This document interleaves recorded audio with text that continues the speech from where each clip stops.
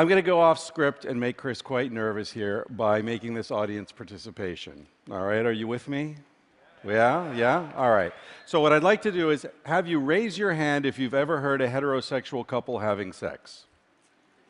Could be the neighbors, hotel room, your parents, sorry.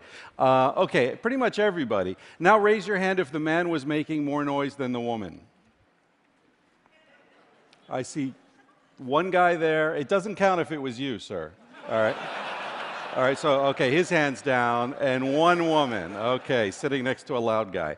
Now, what does this tell us? It tells us that human beings make noise when they have sex, and it's generally the woman who makes more noise. This is known as female copulatory vocalization to the clipboard crowd. I wasn't even going to mention this, but somebody told me that Meg Ryan might be here, and she is the world's most famous female copulatory vocalizer. So I thought, got to talk about that. We'll get back to that a little bit later.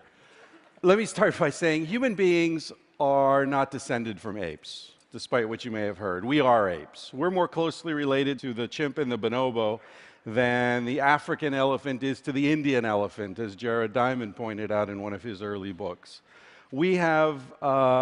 We're more closely related to chimps and bonobos than chimps and bonobos are related to any other primate, gorillas, orangutans, what have you. So we're extremely closely related to them. And as you'll see in terms of our behavior, we've got some relationship as well. So what I'm asking today, the question I want to explore with you today is, what kind of ape are we in terms of our sexuality? Now, since Darwin's day, there's been what Casilda and I have called the standard narrative of human sexual evolution. And you're all familiar with it, even if you haven't read this stuff. The idea is that as part of human nature, from the beginning of our species time, men have sort of leased women's reproductive potential by providing them with certain goods and services. Generally, we're talking about meat, shelter, status, protection, things like that, right? And in exchange, women have offered fidelity, or at least a promise of fidelity. Now, this sets men and women up in an oppositional relationship. The war between the sexes is built right into our DNA, according to this vision, right? What Casilda and I have argued is that, no, this economic relationship, this oppositional relationship, is actually an artifact of agriculture, which only arose about 10,000 years ago at the earliest. Anatomically, modern human beings have been around for about 200,000 years. So we're talking about 5% at most of our time as a modern, distinct species. So before agriculture, before the agricultural revolution, it's important to understand that human beings lived in hunter-gatherer groups that are characterized, wherever they're found in the world, by what anthropologists call fierce egalitarianism. They not only share things, they demand that things be shared. Meat, shelter, protection. All these things that were supposedly being traded to women for their sexual fidelity, turns out are shared widely among these societies. Now, I'm not saying that our ancestors were noble savages, and I'm not saying modern-day hunter-gatherers are noble savages either. What I'm saying is that this is simply the best way to mitigate risk in a foraging context. And there's really no argument about this among anthropologists. All Casilda and I have done is extend this sharing behavior to sexuality. So we've argued that human sexuality has essentially evolved until agriculture as a way of establishing and maintaining the complex, flexible social systems, networks that our ancestors were very good at. And that's why our species has survived so well. Now, this makes some people uncomfortable, and so I always need to take a moment in these talks to say, listen, I'm saying our ancestors were promiscuous, but I'm not saying they were having sex with strangers. There were no strangers. right? A hunter-gatherer band, there are no strangers. You've known these people your entire life. So I'm saying, yes, there were overlapping sexual relationships, that our ancestors probably had several different sexual relationships going on at any given moment in their adult lives. But I'm not saying they were having sex with strangers. I'm not saying that they didn't love the people they were having sex with. And I'm not saying there was no pair bonding going on. I'm just saying it wasn't sexually exclusive. And those of us who have chosen to be monogamous, my parents, for example, have been married for 52 years monogamously, and if it wasn't monogamously, Mom and Dad, I don't want to hear about it. I'm not criticizing this, and I'm not saying there's anything wrong with this. What I'm saying is that to argue that our ancestors were sexual omnivores is no more a criticism of monogamy than to argue that our ancestors were dietary omnivores is a criticism of vegetarianism. You can choose to be a vegetarian, but don't think that just because you've made that decision, bacon suddenly stops smelling good. Okay? So this is my point. That one took a minute to sink in, huh? Now, in addition to being a great genius, a wonderful man, a wonderful husband, wonderful father, Charles Darwin was also a world-class Victorian prude, all right? He was perplexed by the sexual swellings of certain primates, including chimps and bonobos, because these sexual swellings tend to provoke many males to mate with the females. So he couldn't understand why on earth would the female have developed this thing if all they're supposed to be doing is forming their pair bond, right? Chimps and bonobos, Darwin didn't really know this, but chimps and bonobos mate 1 to 4 times per hour with up to a dozen males per day when they have their sexual swellings. Interestingly, chimps have sexual swellings through 40% roughly of their menstrual cycle, bonobos 90%, and humans are among the only species on the planet where the female is available for sex throughout the menstrual cycle. Whether she's menstruating, whether she's postmenopausal, whether she's already pregnant, this is vanishingly rare among mammals. So it's a very interesting aspect of human sexuality.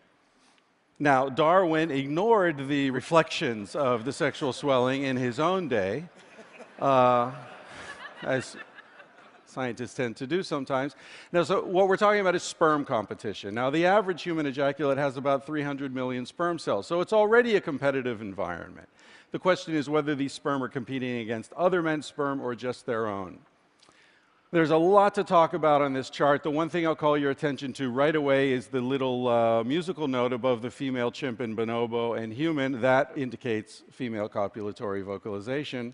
Just look at the numbers. The average human has sex about 1,000 times per birth. Now, if that number seems high for some of you, I assure you it seems low for others in the room.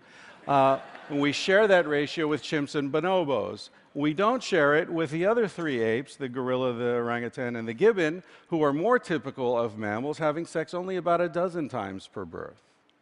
Humans and bonobos are the only animals that have sex face-to-face when both of them are alive.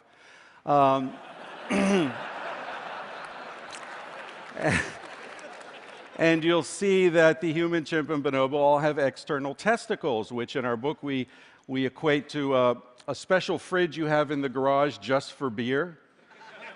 If you're the kind of guy who has a beer fridge in the garage, you expect a party to happen at any moment, and you need to be ready. That's what the external testicles are. They keep the sperm cells cool so you can have frequent ejaculations. I'm sorry, it's true. The human, some of you will be happy to hear, has the largest, thickest penis of any primate. Now, this evidence goes way beyond anatomy. It goes into anthropology as well. Historical records are full of accounts of people around the world who have sexual practices that should be impossible given what we have assumed about human sexual evolution. These women are the most swole from southwestern China. In their society, everyone, men and women, are completely sexually autonomous. There's no shame associated with sexual behavior. Women have hundreds of partners, doesn't matter, nobody cares, nobody gossips, it's not an issue. When the woman becomes pregnant, the child is cared for by her, her sisters, and her brothers. The biological father is a non-issue. On the other side of the planet, in the Amazon, we've got many tribes which practice what anthropologists call partible paternity. These people actually believe, and they have no contact among them, no common language or anything, so it's not an idea that's spread, it's an idea that's arisen around the world. They believe that a fetus is literally made of accumulated semen. So a woman who wants to have a child who's smart and funny and strong makes sure she has lots of sex with the smart guy, the funny guy, and the strong guy to get the essence of each of these men into the baby, and then when the child is born, these different men will come forward and acknowledge their paternity of the child. So paternity is actually sort of a team endeavor in this society, right? So there are all sorts of examples like this that we go through in the book. Now, why does this matter? Edward Wilson says we need to understand that human sexuality is first a bonding device and only secondarily procreation. I think that's true. This matters because our evolved sexuality is in direct conflict with many aspects of the modern world. The contradictions between what we're told we should feel and what we actually do feel generates a huge amount of unnecessary suffering. My hope is that a more accurate, updated understanding of human sexuality will lead us to have greater tolerance for ourselves, for each other, greater respect for unconventional relationship configurations like same-sex marriage or polyamorous unions, and that will finally put to rest the idea that men have some innate instinctive right to monitor and control women's sexual behavior. Thank you. And we'll see that it's not only gay people that have to come out of the closet. We all have closets we have to come out of, right? And when we do come out of those closets, we'll recognize that our fight is not with each other. Our fight is with an outdated Victorian sense of human sexuality that conflates desire with property rights, generates shame and confusion in place of understanding and empathy. It's time we move beyond Mars and Venus, because the truth is that men are from Africa and women are from Africa. Thank you. Thank you.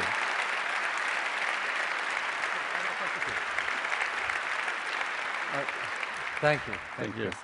So, a question for you. It's so perplexing and trying to use arguments about evolutionary history to turn that into what we ought to do today. Sure. You know, I could give a talk and say, look at us. You've got these really sharp teeth and muscles and a brain that's really good at throwing weapons. And if you look at lots of societies around the world, you'll see very high rates of violence.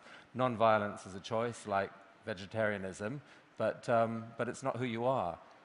How is that different from the talk you gave?